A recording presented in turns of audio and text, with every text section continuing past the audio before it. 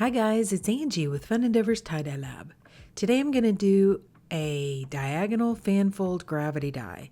This is one that I'm going to add to my Will It Gravity Die series.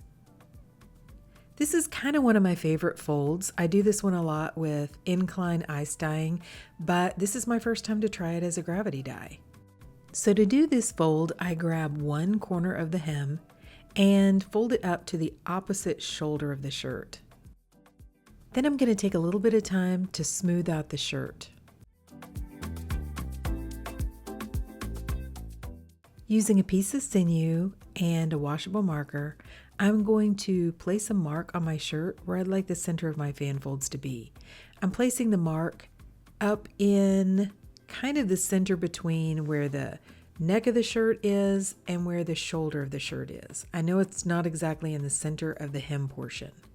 I'm going to wrap one end of my sinew around my washable marker, and then I'm going to place the other end on that mark that I made and draw an arc on the shirt. This is the line that I'm going to use to fan fold the shirt. And if you're wondering, this isn't really a symmetrical design on the shirt.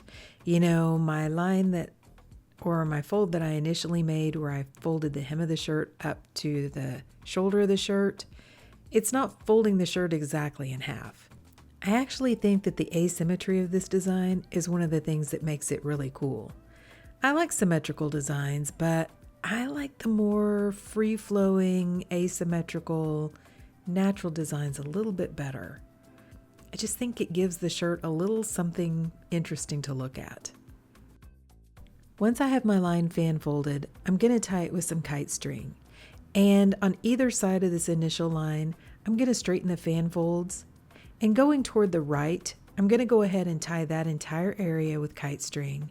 And then going toward the left, I'm going to straighten the fan folds a little ways out and then tie just a little bit past the initial line that I fan folded. But I'm going to leave a portion of that left-hand side untied so that that portion can be gravity dyed.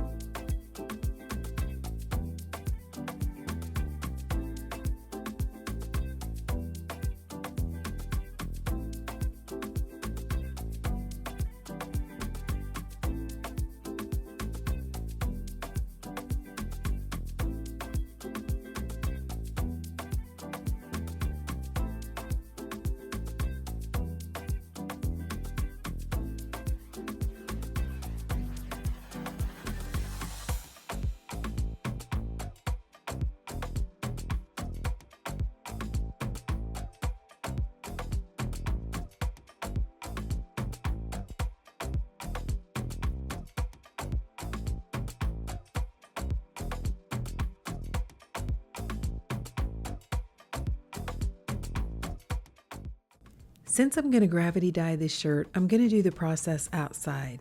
So I have a metal shelving unit, which I have outside underneath my trees, and I've placed the shirt on one end of the shelving unit, and I have the portion that I'm going to gravity dye hanging over the edge.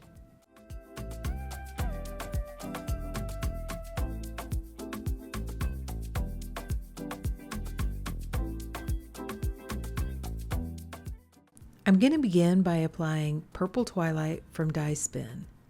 And Purple Twilight is one of Dye Spin's Dark Horse dyes. If you're purchasing from Dye Spin, they have a specific area out on their website just for their Dark Horse dyes. Next, I'm going to use Elysian, which is another one of Dye Spin's Dark Horse dyes. And I'm going to try to leave a little bit of white space between each of the dye colors that I'm using to allow the dye a little space to move. Next, I'm using Moody Blue, which is another of the Dark Horse dyes from Dye Spin. Followed by Cosmic from Dye Spin. And lastly, Dye Spin's Mindbender A, which is another Dark Horse dye. So the dark horse dies are designed specifically for ice dyeing. They're intended to have lots of color splits and be a little bit more unpredictable because they have so many colors in the dyes. But they have beautiful splits and they're really cool dyes to use.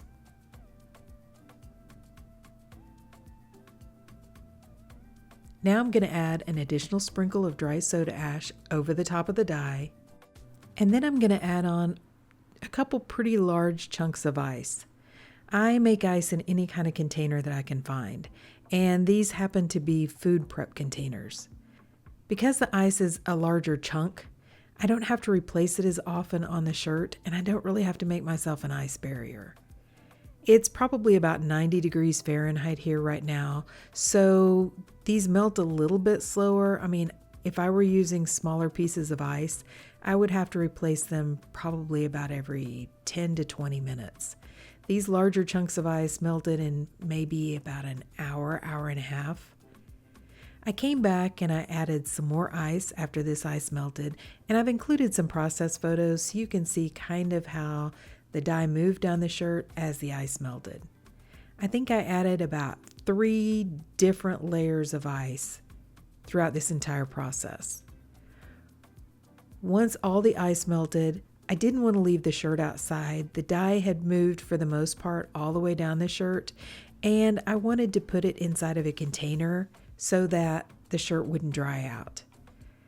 I took the shirt, placed it down inside of a plastic Tupper tote that has a metal rack down in the bottom.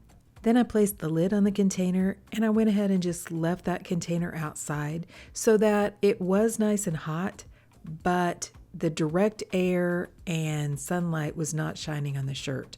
I don't want the dye to dry out in the shirt because once that happens, the dye quits reacting. I left the shirt for probably about 24 hours after all the ice melted with it inside of the container before I rinsed it out. The shirt was still damp when I began rinsing it, so it hadn't dried out. I started rinsing in cold water to rinse out the soda ash. Then I went ahead and untied the shirt and warmed the water up to hot and continued rinsing in hot water to rinse out the excess dye that didn't bond with the fabric. Since I used blue, and blue to me tends to be one of the hardest colors to get fully rinsed from a shirt, I did go ahead and soak the shirt to get out the excess dye. To do that, I ran some really hot water in my utility sink, added some Blue Dawn dish detergent to the water, and just allowed the shirt to soak. When the water cooled off, I changed it out and I continued that soaking process until my water was remaining almost clear. Then I put the shirt along with some Dharma's professional textile detergent into my washing machine and I washed it using a hot water cycle. Okay, so the shirt has been washed, dried, and ironed, and let's see what it looks like. Okay, so what do you guys think? I think this one looks really cool. I know I've said this before about other shirts, but I think this one really looks like a peacock.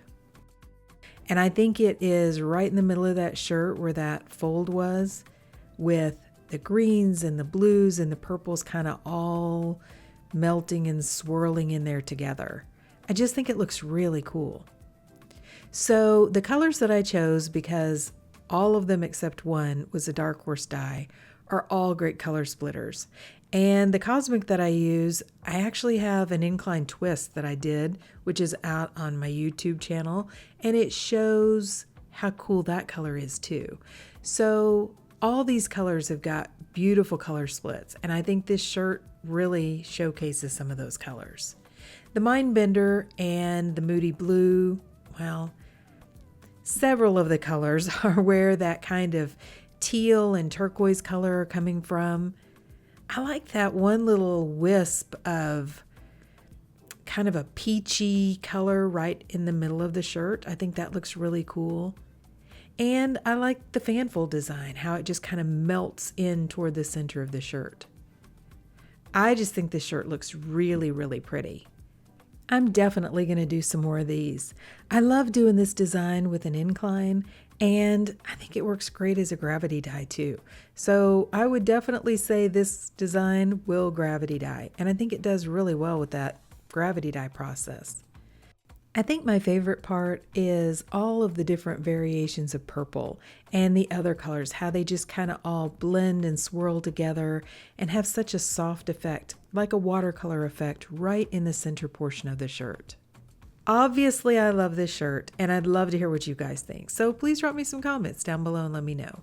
And if you've enjoyed the video, I sure would appreciate it if you would like it and if you'd subscribe to my YouTube channel. If you'll hit the bell, you'll receive a notification whenever I upload a new video. Thank you all for watching, and I hope you have a great day.